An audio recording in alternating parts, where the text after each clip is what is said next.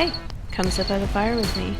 I'm Chantel Lewis-Lambert, the founder of Raw and Reconnected, the creator of the Roots Method, and the host of the messy magic of being human.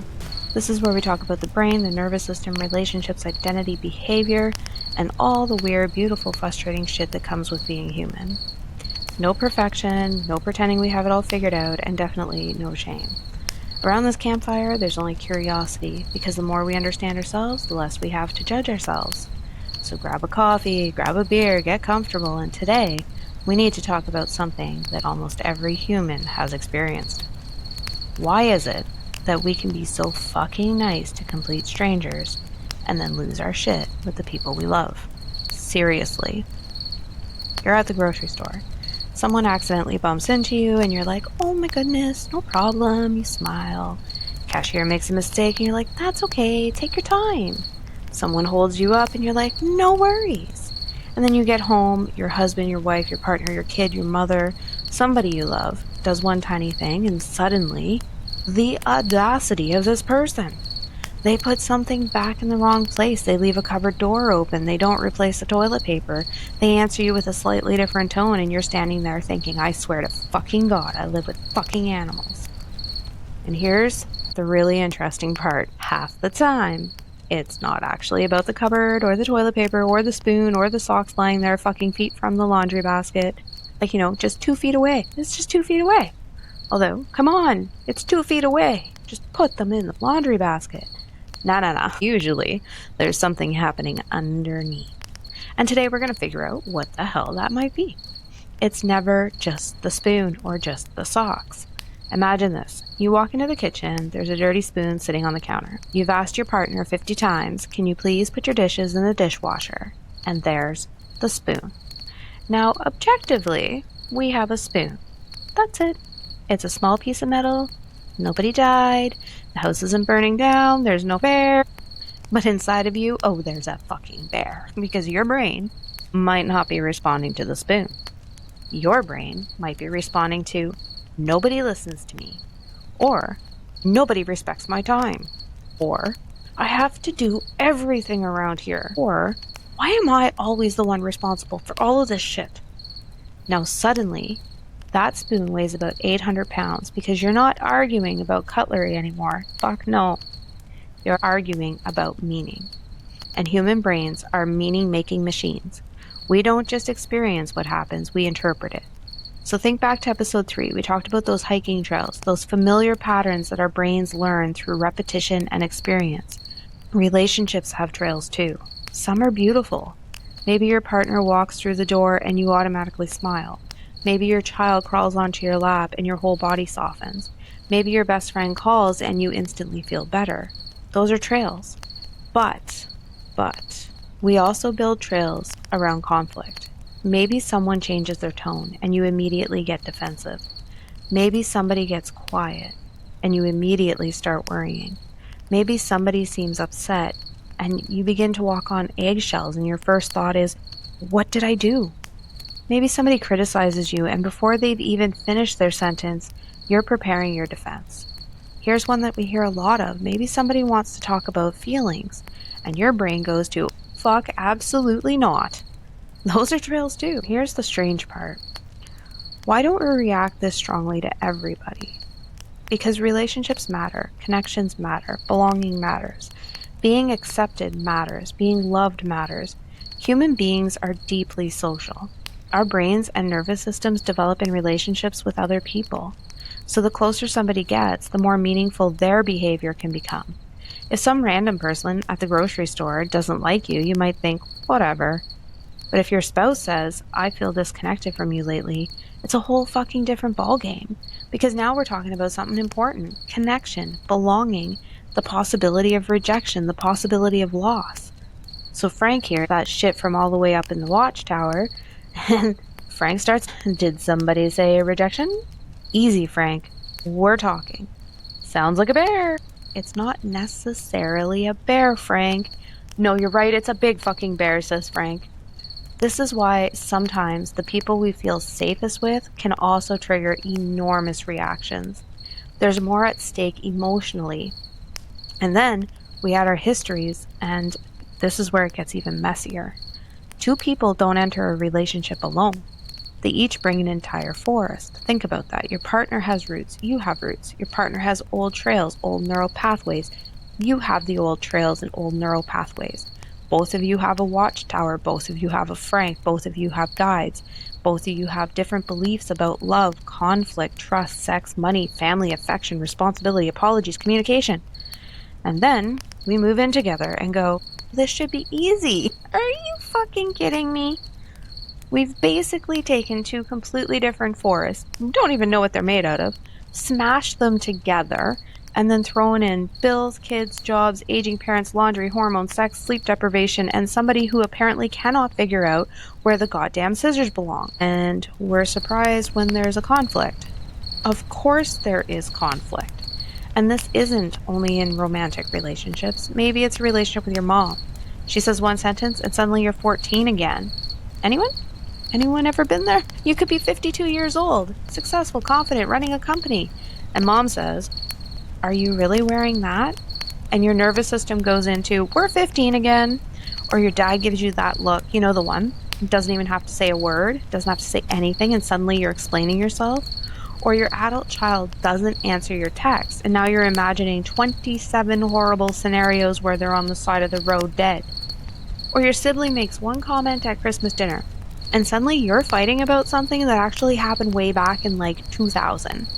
That's because relationships have history, and brains use history. Remember, brains love to remember and put things in there, especially things that are emotionally charged. So let's talk about a couple. Let me tell you about these two people. We'll call them Jenna and Chris. That's not their real names, and some details have been changed. But they loved each other very much. But holy shit, could these two get into it? And what fascinated me was how predictable their arguments had become. It was different subjects, but the same trail. Every damn time. One evening, Chris was quiet. That's it. He might have been tired. It was a long day. Wasn't feeling particularly chatty. And Jenna noticed. Jenna's watchtower, Frank, the amygdala, went, something's wrong. So Jenna asked, are we okay? And now here's where it gets interesting, because Jenna meant, I feel disconnected from you and I need reassurance. But that is absolutely not what Chris heard. In fact, Chris actually heard, what did you do wrong this time? Why? Why would he hear that? Different forest, different history, different trails. So Chris responds, we're fine, short, terse, straight to the point. Now Jenna hears that short answer, and Frank's got the binoculars out. The amygdala is just in overdrive, and Frank is screaming, they're pulling away. So Jenna asks, are you sure? So that's what she asks. But what Chris hears is, your first answer wasn't good enough. So now Chris is getting irritated. And he says again, I said we're fine. And there it is. The tone changed. So Jenna's nervous system goes, oh, we're definitely not fucking fine. So then Jenna pushes harder. Well, Chris gets overwhelmed and he pulls away. Jenna experiences the withdrawal as rejection. So she moves physically closer. Now, Chris is experiencing the pursuit as pressure. So he moves further away physically. And around we go. Eventually, Jenna says, you never talk to me about anything. You keep everything shut up. Chris says, because every time I try to talk to you, this happens. Somebody walks away. Maybe a door gets slammed. Both people feel like shit. And here's what's absolutely heartbreaking. Do you know what was underneath the entire argument? Underneath all of this was simply the root cause that was, I miss you. That's it. Jenna just wanted connection. Chris wanted to know that they weren't failing and that he wasn't failing. And two people who loved each other, both trying to protect themselves, ended up accidentally hurting each other. And that's human. When Frank starts listening for danger, this is where the neuroscience matters. When we perceive a threat, physical, social, our protective systems can activate. Heart rate may change, breathing can change, muscles tense, attention narrows. We become more prepared to defend, to escape, to freeze, or to appease, to fawn. And when activation gets high enough, some of the brain functions involved in flexible thinking, involved in the impulse control and the perspective taking, can actually become harder to access effectively. So in our forest language, we've got Frank is yelling from the watchtower. Frank is the amygdala, yelling from the watchtower. And the forest guide, the prefrontal cortex, is trying to get a word in. This is why arguments can get ridiculous so quickly, because you stop listening to understand and you start listening to defend. Your partner's still talking and you're not even hearing the sentence anymore. You're building your rebuttal. Then they say something and you grab 3 words out of the whole goddamn sentence. Oh no, maybe it's this. So now I'm the selfish one. They go, I didn't say that. Response, yes, you did. Their response, I literally did not. And then you go, oh, well, that's what you meant. And there it is, the meaning. Not what they said, but what your brain predicted they meant. And sometimes your brain is right. And sometimes Frank is looking at another fucking squirrel. This isn't about blaming your nervous system. Now, I want to put a really big emphasis on this here, because I don't want anyone listening to this episode and then going home and saying, I'm sorry I called you an asshole, my nervous system did it. Because no, my dear, that is not how this works. Your nervous system can help explain your reaction, but it does not remove your responsibility for your behavior. Roots includes the word own for a reason. You can say, I understand why I got activated, and I don't like how I spoke to you. Both things can be true. Understanding without accountability becomes an excuse.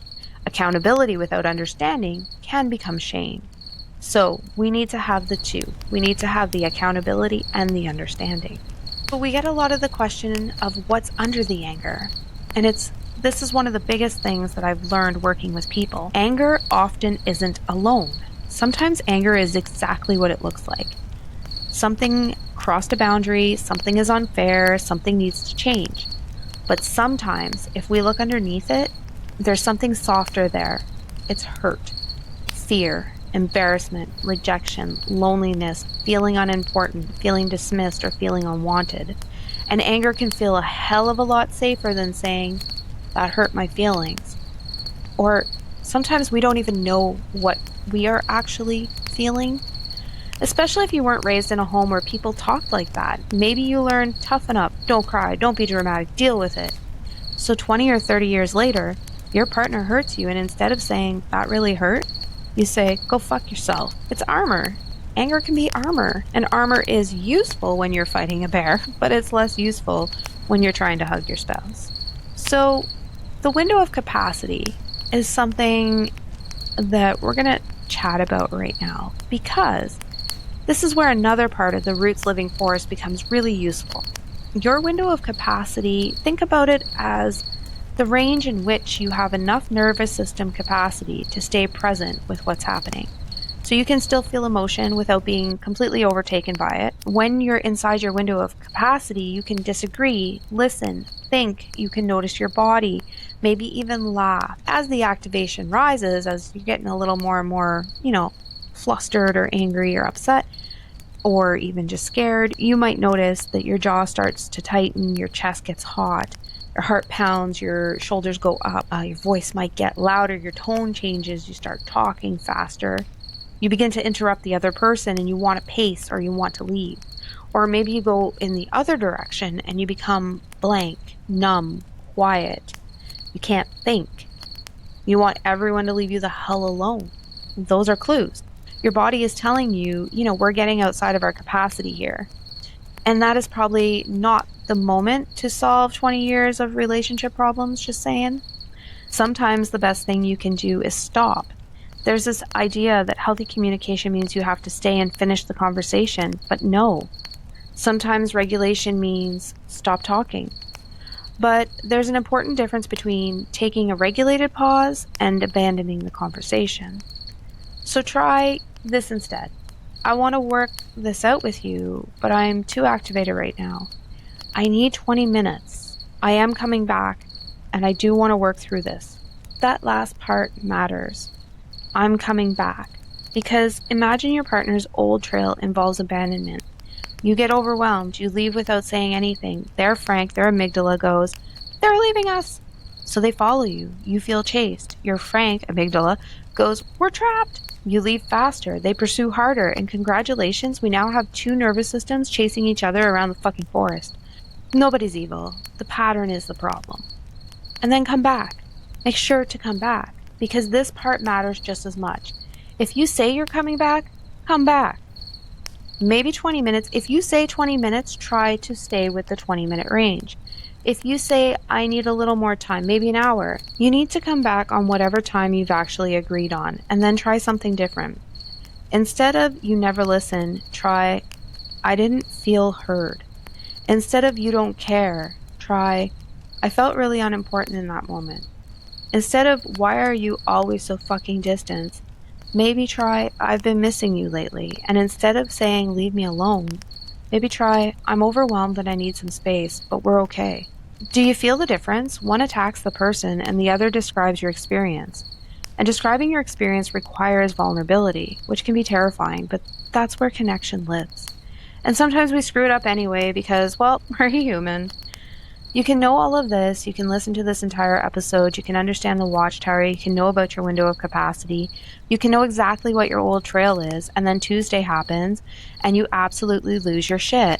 Welcome back to the campfire. That's where repair matters. I think we massively underestimate repair. Healthy relationships are not relationships where nobody ever hurts anyone's feelings. If that's the standard, then we are all fucked. Healthy relationships involve learning how to come back. Maybe it's by saying, I was really defensive earlier. I shouldn't have spoken to you that way. I'm sorry. Or I understand why that hurt. Can we try that conversation again? Or my favorite is, that came out completely wrong. Can I start over? You are allowed to start over.